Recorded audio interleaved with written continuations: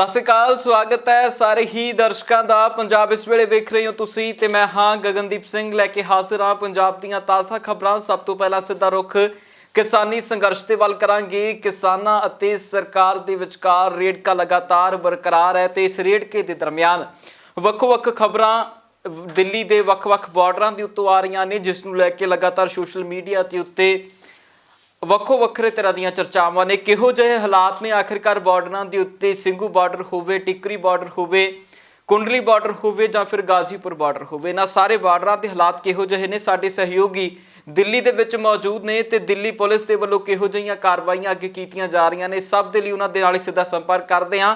ਕਮਲ, ਸਵਾਗਤ ਹੈ ਤੁਹਾਡਾ। ਕਮਲ, ਕਿਹੋ ਜਿਹੀ ਪ੍ਰਤੀਕਿਰਿਆ ਉੱਥੋਂ ਪੁਲਿਸ ਦੇ ਵੱਲੋਂ ਜੋ ਖਬਰਾਂ ਆ ਰਹੀਆਂ ਸੀ ਕਿ ਗਾਜ਼ੀਪੁਰ ਬਾਰਡਰ ਦੇ ਉੱਤੇ ਬਿਜਲੀ ਕੱਟ कर ਦਿੱਤੀ ਗਈ है, पानी सप्लाई बंद कर ਦਿੱਤੀ गई है, हालात किहो ਜਿਹੇ ने ਉੱਥੇ?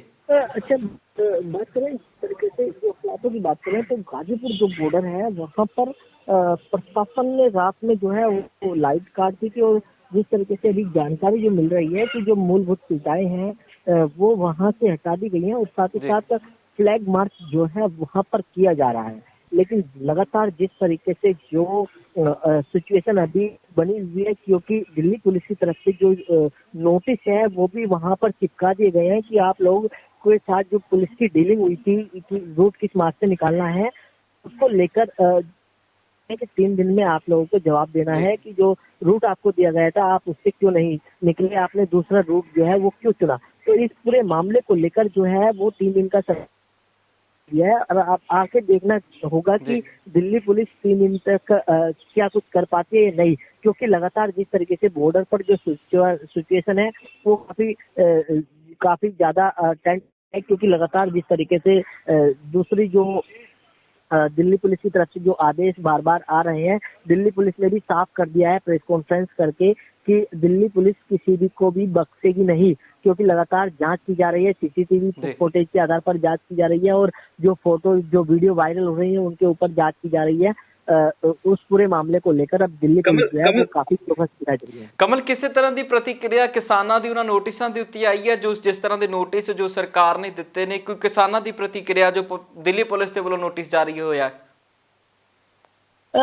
अभी किसानों का कोई प्रतिक्रम जो है वो नहीं सामने नहीं आया है। किसानों की तरफ से साफ कहा जा रहा है कि अगर कोई भी नोटिस जो आएगा उसका जो है वो जवाब दिया जाएगा, क्योंकि लगातार जिस तरीके से जो दिल्ली पुलिस ने, क्योंकि कल प्रेस कॉन्फ्रेंस की और कहा कि कई नेताओं पर जो है FIR दर्ज हो गई है, लेकिन किसान नेताओं की तरफ से कहा गया है कि ऐसे जो मूवमेंट होते हैं उसमें FIR तो पहले भी बहुत हो रखी है, ऐसा कुछ नहीं है, लेकिन हम उनको उसका जवाब दिया जाएगा। क्योंकि जो किसान नेता है राकेश टिकैत, उनकी तरफ से साफ कर दिया गया है कि जिस रूट पर जो किसानों ने बैरिकेटिंग, जो पुलिस वालों ने बैरिकेटिंग कर रखी थी, जो रूट हमें दिया गया था उस पर बैरिकेटिंग कर रखी है, और तो हम जो किसान ट्रैक्टर मार्च करना था तो हमें तो कहीं से निकलना था, तो इसलिए बैरिकेटिंग की वहाँ पर जो नोकझोंक हुई है, तो इसलिए जो बचाव जो बयान है वो सामने आ रहे हैं। लेकिन अब साफ तभी हो पाएगा कि जिस तरीके से दिल्ली पुलिस आगे कोई एक्शन करती है या फिर किसानों की तरफ से कोई बयान आता है, तो उसके बाद ही साफ हो पाएगा। ਇਹ ਕਮਲ, ਲਗਾਤਾਰ ਸਿੰਘੂ ਬਾਰਡਰ ਤੋਂ ਵੀ ਖਬਰਾਂ ਆ ਰਹੀਆਂ ਨੇ ਕਿ ਸਿੰਘੂ ਬਾਰਡਰ ਦੇ ਉੱਤੇ ਕਿਸਾਨਾਂ ਦੇ ਵੱਲੋਂ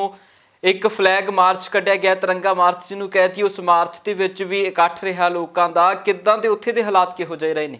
बिल्कुल, जिस तरीके से कहा जा रहा था कि जो तिरंगा है उसका अपमान किया गया है लाल किले के ऊपर, तो उसको लेकर आज तिरंगा जो मार्च है वो किया गया है कि तिरंगे है कभी अपमान नहीं होने देंगे। और जिस तरीके से वो घटना जो घटी है उसमें कुछ अदर लोग जो है वो आ गए थे, तो उसको लेकर जो है ट्रैक्टर मार्च वहाँ पर निकाला है। लेकिन कुछ लोग वहाँ पर नोक-झोंक भी देखने को मिली। कुछ लोग इलाके के वहाँ पर पहुंचे थे जो उन्होंने कहा था कि जो तिरंगे का अपमान सम्मान नहीं करेगा उसको यहाँ पर रहने की कोई वो नहीं है।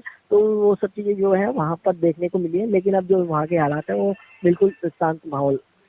ਜੀ ਕਮਲ, ਬਹੁਤ ਬਹੁਤ ਧੰਨਵਾਦ ਤੁਹਾਡਾ ਇਸ ਖਬਰ ਦੇ ਉੱਤੇ ਵਿਸਥਾਰ ਦੇ ਨਾਲ ਚਰਚਾ ਕਰਨ ਦੇ ਲਈ। ਤੇ ਖਬਰ ਅਗਲੀ ਦੇ ਵੱਲ ਵਧਾਂਗੇ।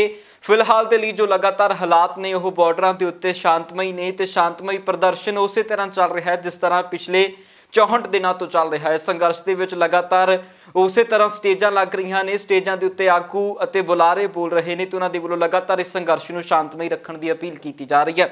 ਅਗਲੀ ਖਬਰ ਦੇ ਵੱਲ ਵਧੀਏ ਤਾਂ ਗੁਰਨਾਮ ਸਿੰਘ ਚੜੂਨੀ ਕਿਸਾਨ ਆਗੂਆਂ ਦੇ ਵਿੱਚੋਂ ਵੱਡਾ ਨਾਮ ਨੇ ਤੇ ਸੰਯੁਕਤ ਕਿਸਾਨ ਮੋਰਚੇ ਦੇ ਆਗੂ ਨੇ। ਹਰਿਆਣੇ ਦੇ ਵੱਡੇ ਕਿਸਾਨ ਚਿਹਰਾ ਮੰਨੇ ਜਾਂਦੇ ਨੇ, ਉਹਨਾਂ ਦੇ ਵੱਲੋਂ ਵੀ ਕਿਸਾਨਾਂ ਨੂੰ ਅਪੀਲ ਕੀਤੀ ਗਈ ਹੈ ਤੇ ਹਰਿਆਣੇ ਦੇ ਵਿੱਚ ਟੋਲ ਪਲਾਜ਼ਿਆਂ ਦੇ ਉੱਤੇ ਡਟੇ ਕਿਸਾਨਾਂ ਨੂੰ ਖਾਸ ਤੌਰ ਦੇ ਉੱਤੇ ਅਪੀਲ ਹੈ ਕਿ ਸ਼ਾਂਤਮਈ ਪ੍ਰਦਰਸ਼ਨ ਨੂੰ ਜਾਰੀ ਰੱਖੋ, ਕਿਸੇ ਕਿਸਮ ਦੀ ਹਿੰਸਾ ਨੂੰ ਆਪਾਂ ਅੱਗੇ नहीं लेके आना। साथियों नमस्कार। साथियों, आज जो मुद्दा चल रहा है ये सारा कांड हमारे आंदोलन को मुद्दे से भटकाने के लिए किया गया है और हम आपसे बेनती करेंगे कि हमने भटकना नहीं है, हमने अपनी बात मजबूती से रखनी है। हम ये आंदोलन लड़ेंगे और जब तक नहीं जीतेंगे तब तक लड़ेंगे। मेरी आप लोगों से बेनती है कि ये पुलिस वाले कई जगह जाके टोल बंद करा रहे हैं, मेरी बेनती है कि सब जगह टोल चालू रखने हैं और जैसे धरने हैं वो धरने चालू रखने हैं। टोल इसी तरह से हमने किसी का नहीं कटने देना है, जैसे पहले प्रोग्राम चल रहा है वैसे ही चलाना है, लेकिन हमारे लोगों ने दंगा नहीं करना है। ਉਧਰ ਚੰਡੀਗੜ੍ਹ ਦੇ ਵਿੱਚ ਸਿੱਖ ਵਿਦਵਾਨਾਂ ਅਤੇ ਪੰਜਾਬੀ ਚਿੰਤਕਾਂ ਦੇ ਵੱਲੋਂ ਵੀ ਪ੍ਰੈਸ ਕਾਨਫਰੰਸ ਕੀਤੀ ਗਈ ਹੈ, ਜਿਨ੍ਹਾਂ ਦੇ ਵੱਲੋਂ ਇਸ ਪ੍ਰੈਸ ਕਾਨਫਰੰਸ ਦੇ ਦੌਰਾਨ ਇਹ ਗੱਲ ਕਹੀ ਗਈ ਹੈ ਕਿ ਇਸ ਸੰਘਰਸ਼ ਨੂੰ ਤਾਰਪੀੜੋ ਕਰਨ ਵਾਲਿਆਂ ਤੋਂ ਸੁਚੇਤ ਰਹਿਣ ਦੀ ਲੋੜ ਹੈ ਤੇ ਲਗਾਤਾਰ ਸੰਘਰਸ਼ ਦਾ ਸਮਰਥਨ ਉਹਨਾਂ ਦੇ ਵੱਲੋਂ ਕੀਤਾ ਜਾਂਦਾ ਰਹੇਗਾ। ਇਸ ਅੰਦੋਲਨ ਦੀ ਅਸੀਂ ਸਾਰੇ ਇਹੀ ਸੁੱਖ ਸ਼ਾਂਤੀ ਜਾਂ ਇਸ ਨੂੰ ਨੇਪਰੇ ਜਾਂ ਸਿਰੇ ਚਾੜਨ ਲਈ ਅਸੀਂ ਸਾਰੇ ਆਸਵੰਦ ਹੈ, ਅਜੇ ਵੀ ਆਸਵੰਦ ਹੈ ਸਾਰੀ ਗੱਲ ਤੇ। ਬੇਸ਼ੱਕ 26 ਜਨਵਰੀ ਰਿਪਬਲਿਕ ਡੇ ਤੇ ਕੁਝ ਅਣਸਖਾਵੀਆਂ ਘਟਨਾਵਾਂ ਵਾਪਰੀਆਂ, ਇਹ ਸਾਰਾ ਕੁਝ ਆਪਣੇ ਆਪ ਵਿੱਚ ਇੱਕ ਸਾਜ਼ਿਸ਼ ਹੈ, ਇੱਕ ਬੜਾ ਪਲਾਨਡ ਤੇ ਡਿਜ਼ਾਈਨ ਤਰੀਕੇ ਨਾਲ ਸਾਰਾ ਕੁਝ ਕਰਾਇਆ ਗਿਆ, ਜਿਹਦਾ ਅਸੀਂ ਬਹੁਤ ਜ਼ਿਆਦਾ ਨਿਖੇਧੀ ਕਰਦੇ ਹਾਂ ਸਾਰੇ ਕੁਝ ਦੀ। ਇਹ ਠੀਕ ਹੈ, ਕੁਝ ਇਹ ਸਾਰੀ ਬੈਕਗਰਾਊਂਡ ਵਿੱਚ ਅਸੀਂ ਕੁਝ ਬਾਹਰਲੇ ਜਿਹੜੇ ਕਿਸਮ ਦੇ ਬੰਦਿਆਂ ਨੇ ਵੀ ਇਹਦੇ ਵਿੱਚ ਇਸ ਨੂੰ ਭੜਕਾਉਣ ਦੀ ਕੋਸ਼ਿਸ਼ ਕੀਤੀ ਹੈ, ਸਿੱਖ ਸੈਂਟੀਮੈਂਟ ਨੂੰ ਭੜਕਾਉਣ ਦੀ ਕੋਸ਼ਿਸ਼ ਕੀਤੀ ਹੈ। ਉਧਰ ਪੰਜਾਬ ਦੇ ਮੁੱਖ ਮੰਤਰੀ ਕੈਪਟਨ ਅਮਰਿੰਦਰ ਸਿੰਘ ਦੇ ਵੱਲੋਂ ਇੱਕ ਚਿੱਠੀ ਦੇਸ਼ ਦੇ ਪ੍ਰਧਾਨ ਮੰਤਰੀ ਨਰਿੰਦਰ ਮੋਦੀ ਦੇ ਨਾਮ ਲਿਖੀ ਗਈ ਹੈ, ਜਿਸ ਚਿੱਠੀ ਦੇ ਵਿੱਚ ਉਹਨਾਂ ਜੰਮੂ ਕਸ਼ਮੀਰ ਦੇ ਵਿੱਚ ਪੰਜਾਬੀ ਭਾਸ਼ਾ ਨੂੰ ਬਣਦਾ ਮਾਨ ਸਨਮਾਨ ਬਹਾਲ ਕਰਵਾਉਣ ਦੀ ਮੰਗ ਕੀਤੀ ਹੈ। ਦੱਸ ਦਈਏ ਕਿ ਪੰਜਾਬੀ ਭਾਸ਼ਾ ਦਾ ਜੰਮੂ ਕਸ਼ਮੀਰ ਤੇ ਨਾਲ ਮਹਾਰਾਜਾ ਰਣਜੀਤ ਸਿੰਘ ਦੇ ਵੇਲੇ ਤੋਂ ਇਤਿਹਾਸਿਕ ਸੰਬੰਧ ਹੈ। ਇਹ ਹਵਾਲਾ ਦਿੰਦਿਆਂ ਮੁੱਖ ਮੰਤਰੀ ਕੈਪਟਨ ਅਮਰਿੰਦਰ ਸਿੰਘ ਨੇ ਬੁੱਧਵਾਰ ਨੂੰ ਪੰਜਾਬੀ ਨੂੰ ਕੇਂਦਰ ਸ਼ਾਸਿਤ ਪ੍ਰਦੇਸ਼ ਦੀ ਅਧਿਕਾਰਿਤ ਭਾਸ਼ਾ ਦੀ ਸੂਚੀ ਵਿੱਚ ਦਰਜ ਕਰਵਾਉਣ ਲਈ ਪ੍ਰਧਾਨ ਮੰਤਰੀ ਨਰਿੰਦਰ ਮੋਦੀ ਦਾ ਦਖਲ ਮੰਗਿਆ ਹੈ। ਪ੍ਰਧਾਨ ਮੰਤਰੀ ਨੂੰ ਲਿਖੇ ਪੱਤਰ ਦੇ ਵਿੱਚ ਕੈਪਟਨ ਅਮਰਿੰਦਰ ਸਿੰਘ ਨੇ ਅਪੀਲ ਕੀਤੀ ਹੈ ਕਿ ਉਹ ਕੇਂਦਰੀ ਗ੍ਰਹਿ ਮੰਤਰਾਲੇ ਨੂੰ ਸਲਾਹ ਦੇਣ ਕਿ ਯੂਟੀ ਜੰਮੂ ਅਤੇ ਕਸ਼ਮੀਰ ਦੀਆਂ ਅਧਿਕਾਰਿਕ ਭਾਸ਼ਾਵਾਂ ਦੀ ਸੂਚੀ ਤੇ ਪੁਨਰ ਵਿਚਾਰ ਕਰਦੇ ਹੋਏ ਇਸ ਦੀ ਸਮੀਖਿਆ ਕੀਤੀ ਜਾਵੇ ਅਤੇ ਪੰਜਾਬੀ ਭਾਸ਼ਾ ਨੂੰ ਇਸ ਸੂਚੀ ਵਿੱਚ ਸ਼ਾਮਲ ਕੀਤਾ ਜਾਵੇ। ਅਧਿਕਾਰਤ ਭਾਸ਼ਾ ਦੀ ਸੂਚੀ ਵਿੱਚ ਪੰਜਾਬੀ ਭਾਸ਼ਾ ਨੂੰ ਬਾਹਰ ਕਰਨ ਦੇ ਮਾਮਲੇ ਉੱਤੇ ਪੰਜਾਬੀ ਭਾਈਚਾਰੇ ਵਿੱਚ ਪਾਈ ਜਾ ਰਹੀ ਨਾਰਾਜ਼ਗੀ ਦੀ ਤਰਜਮਾਨੀ ਕਰਦਿਆਂ ਕੈਪਟਨ ਅਮਰਿੰਦਰ ਸਿੰਘ ਨੇ ਕਿਹਾ ਕਿ ਮਹਾਰਾਜਾ ਰਣਜੀਤ ਸਿੰਘ ਦੇ ਸਮੇਂ ਤੋਂ ਜੰਮੂ ਕਸ਼ਮੀਰ ਪੰਜਾਬ ਦਾ ਹਿੱਸਾ ਰਿਹਾ ਹੈ ਅਤੇ ਇਸ ਖਿੱਤੇ ਦੀ ਪੰਜਾਬੀ ਇੱਕ ਖੇਤਰੀ ਭਾਸ਼ਾ ਰਹੀ ਹੈ। ਉਹਨਾਂ ਪੱਤਰ ਵਿੱਚ ਲਿਖਿਆ ਹੈ ਕਿ ਜਦੋਂ ਜੰਮੂ ਦੇ ਕਸ਼ਮੀਰ 'ਚ ਆਜ਼ਾਦ ਸੂਬੇ ਵਜੋਂ ਹੋਂਦ ਦੇ ਵਿੱਚ ਆਇਆ ਤਾਂ ਇਸ ਸੂਬੇ ਵਿੱਚ ਪੰਜਾਬੀ ਜ਼ੁਬਾਨ ਵੱਡੇ ਪੱਧਰ ਤੇ ਬੋਲੀ ਜਾਂਦੀ ਸੀ ਅਤੇ ਹੁਣ ਕਸ਼ਮੀਰ ਘਾਟੀ ਵਿੱਚ ਪੰਜਾਬੀ ਭਾਈਚਾਰੇ ਵੱਲੋਂ ਬੋਲੀ ਜਾਂਦੀ ਇਸ ਭਾਸ਼ਾ ਦੇ ਨਾਲ ਜੰਮੂ ਖਿੱਤੇ ਵਿੱਚ ਪੰਜਾਬੀ ਸਾਰੇ ਪੰਜਾਬੀਆਂ ਦੀ ਮਾਂ ਬੋਲੀ ਬਣ ਚੁੱਕੀ ਹੈ। ਸੋ ਮੁੱਖ ਮੰਤਰੀ ਨੇ ਕਿਹਾ ਕਿ ਸਤੰਬਰ 2020 ਵਿੱਚ ਜ਼ੁਬਾਨੀ ਵੋਟਾਂ ਨਾਲ ਸੰਸਦ ਦੇ ਦੋਵੇਂ ਸਦਨਾਂ ਵਿੱਚੋਂ ਪਾਸ ਕੀਤੇ ਜੰਮੂ ਕਸ਼ਮੀਰ ਭਾਸ਼ਾਵਾਂ ਬਿੱਲ 2020 ਦੇ ਤਹਿਤ ਯੂਟੀ ਜੰਮੂ ਕਸ਼ਮੀਰ ਵਿੱਚ ਮੌਜੂਦਾ ਸਮੇਂ ਦਰਜ ਉਰਦੂ ਅਤੇ ਅੰਗਰੇਜ਼ੀ ਭਾਸ਼ਾ ਤੋਂ ਇਲਾਵਾ ਕਸ਼ਮੀਰੀ, ਡੋਗਰੀ ਤੇ ਹਿੰਦੀ ਨੂੰ ਅਧਿਕਾਰਿਤ ਭਾਸ਼ਾ ਦੀ ਸੂਚੀ ਵਿੱਚ ਸ਼ਾਮਿਲ ਕੀਤਾ ਗਿਆ। ਦੁੱਖ ਦੀ ਗੱਲ ਹੈ ਕਿ ਪੰਜਾਬੀ ਨੂੰ ਅਧਿਕਾਰਿਤ ਭਾਸ਼ਾਵਾਂ ਦੀ ਸੂਚੀ ਦੇ ਵਿੱਚ ਦਰਜ ਨਹੀਂ ਕੀਤਾ ਗਿਆ, ਜੋ ਕਿ ਹੁਣ ਯੂਟੀ ਦੀ ਅਧਿਕਾਰਿਤ ਭਾਸ਼ਾ ਨਹੀਂ ਰਹੀ, ਸਗੋਂ ਸਕੂਲਾਂ ਵਿੱਚ ਵੀ ਇਹਨਾਂ ਨੂੰ ਲਾਜ਼ਮੀ ਭਾਸ਼ਾ ਵਜੋਂ ਪੜ੍ਹਾਇਆ ਜਾਵੇਗਾ।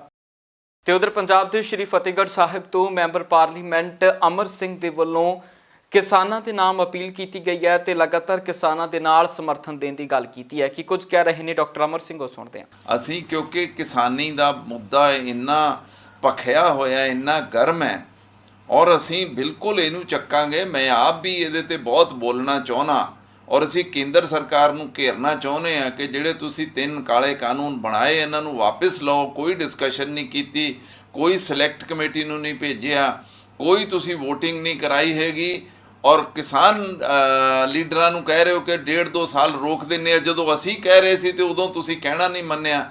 ਇਹਦਾ ਮਤਲਬ ਤੁਸੀਂ ਰੌਲਾ ਪਾਉਣਾ ਚਾਹੁੰਦੇ ਸੀ ਸਾਰੇ ਹਿੰਦੁਸਤਾਨ 'ਚ। ਦੇਖੋ, ਆਮ ਪਾਰਟੀ ਦਾ ਤਾਂ ਕੀ ਕਹਿ ਸਕਦੇ ਹਾਂ, ਮੈਂ ਉਹਨਾਂ ਵਰਗਾ ਨਹੀਂ ਹੈਗਾ ਕਿ ਕੁਝ ਵੀ ਆਪਣੇ ਮੂੰਹੋਂ ਬੋਲ ਦੂੰਗਾ। ਦੇਖੋ ਪਹਿਲੀ ਗੱਲ ਤਾਂ ਹੈ ਕਿ ਜਿਹੜਾ ਲਾਲ ਕਿਲਾ ਉਹ ਸਾਡੀ ਆਜ਼ਾਦੀ ਦਾ, ਸਾਡੇ ਗਣਤੰਤਰ ਦਾ ਉਹਦਾ ਪ੍ਰਤੀਕ ਹੈ, ਉਹਦਾ ਸਿੰਬਲ ਹੈਗਾ। ਉੱਥੇ ਜੋ ਵੀ ਮੰਦਭਾਗੀ ਘਟਨਾ ਹੋਈ ਆ, ਮੈਂ ਉਹਦੀ ਬਿਲਕੁਲ ਪੁਰਜੋਰ ਨਿੰਦਾ ਕਰਦਾ ਕਿ ਉੱਥੇ ਕਿਸੇ ਵੀ ਕਿਸਮ ਦਾ ਇਸ ਤਰ੍ਹਾਂ ਨਹੀਂ, ਕਿਉਂਕਿ ਸਾਨੂੰ ਕਿਸੇ ਵੀ ਕਿਸਮ ਦੀ ਨਹੀਂ ਕਰਨਾ ਚਾਹੀਦਾ ਕਿ ਜਿਹਦੇ 'ਚ ਸਾਡਾ ਜਿਹੜਾ ਲਾਲ ਕਿਲਾ ਉਹਦੀ ਕਿਸੇ ਵੀ ਤਰ੍ਹਾਂ 'ਤੇ ਉਹ ਇੱਜ਼ਤ ਘਟੇ, ਤੇ ਉਹਦੀ ਤਾਂ ਮੈਂ ਪੂਰੀ ਨਿੰਦਾ ਕਰਦਾ। ਬਿਲਕੁਲ ਅੰਦੋਲਨ ਚੱਲੇਗਾ ਜਦ ਤੱਕ ਕੇਂਦਰ ਸਰਕਾਰ ਵਾਪਸ ਨਹੀਂ ਲਊਗੀ। ਕਾਰਨ ਉਹਦਾ ਇਹ ਹੈਗਾ, ਉਹ ਤਾਂ ਬਹੁਤ ਸਾਰੇ ਲੋਕ ਸਿਰਫ 26 ਜਨਵਰੀ ਦੇ ਮਾਰਚ ਲਈ ਆਪਣੇ ਟਰੈਕਟਰ ਲੈ ਕੇ ਆਏ ਸੀ, ਤੇ ਉਹ ਨੈਚੁਰਲੀ ਉਹ ਕੋਈ ਪ੍ਰਬੰਧ ਥੋੜੀ ਕਰਕੇ ਆ ਇੱਥੇ ਰੁਕਣ ਦਾ, ਉਹ ਵਾਪਸ ਜਾ ਰਹੇ ਹੋਣੇ ਆ।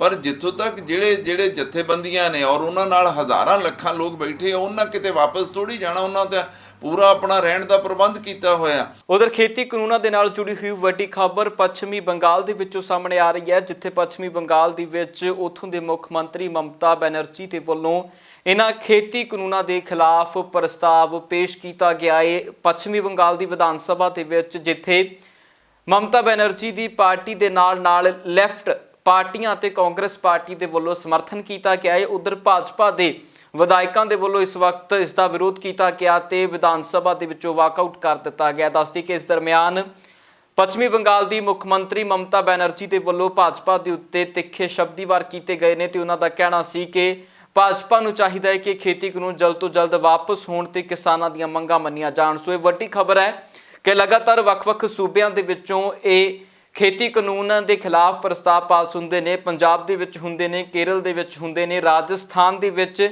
ਤੇ ਉਸ ਤੋਂ ਬਾਅਦ ਦਿੱਲੀ ਦੇ ਵਿੱਚ ਵੀ ਅਜਿਹੇ ਹੀ ਤਸਵੀਰਾਂ ਸਾਹਮਣੇ ਆਉਂਦੀਆਂ ਨੇ, ਜਿਸ ਦਰਮਿਆਨ ਅਰਵਿੰਦ ਕੇਜਰੀਵਾਲ ਦੇ ਵੱਲੋਂ ਵਿਧਾਨ ਸਭਾ ਦੇ ਵਿੱਚ ਖੇਤੀ ਕਾਨੂੰਨਾਂ ਦੀਆਂ ਕਾਪੀਆਂ ਵੀ ਫਾੜੀਆਂ ਜਾਂਦੀਆਂ ਨੇ।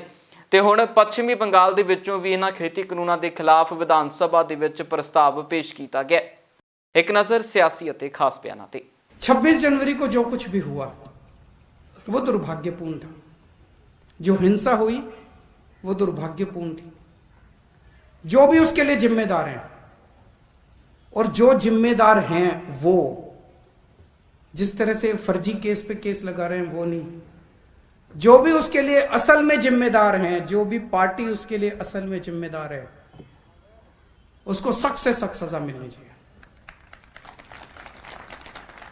लेकिन उस दिन हिंसा हुई, इस वजह से किसानों के मुद्दे नहीं खत्म हो गए। मुद्दे आज भी बरकरार है, जिस मुद्दों की वजह से वो 60 दिन से बेचारे बैठे हैं, वो मुद्दे नहीं खत्म हो गए। कह रहे हैं अब तो आंदोलन खत्म। आंदोलन कैसे खत्म? वो किसानों की जो दुखती समस्या है वो तो आज भी है, तो वो आंदोलन खत्म नहीं हो सकता, वो उनके मुद्दे खत्म नहीं हो सकते। और जिस देश का किसान दुखी है वो देश कभी भी सुखी नहीं हो सकता। हम सब लोगों को मिलके किसानों का साथ देना है, अपने अपने इलाके में अहिंसा पूर्वक, शांति पूर्वक सबको साथ देना है। और जब भी किसानों का साथ देने जाओ, अपना झंडा, डंडा, टोपी घर छोड़ के जाना। वहाँ हमें पूरे गैर राजनीतिक तरीके से एक आम आदमी बन के जाना है, इस देश का एक आम नागरिक बन के जाना है। वहाँ पे कोई राजनीति नहीं करनी उसके साथ। पंजाब इस वेले दे विच फिलहाल दे लिए ना ही, फिर मुड़ हाजिर होवांगे नवीं ते ताज़ा अपडेट्स दे नाल। तद तक लिए मैनूं दिओ इजाजत। बहुत बहुत धन्नवाद।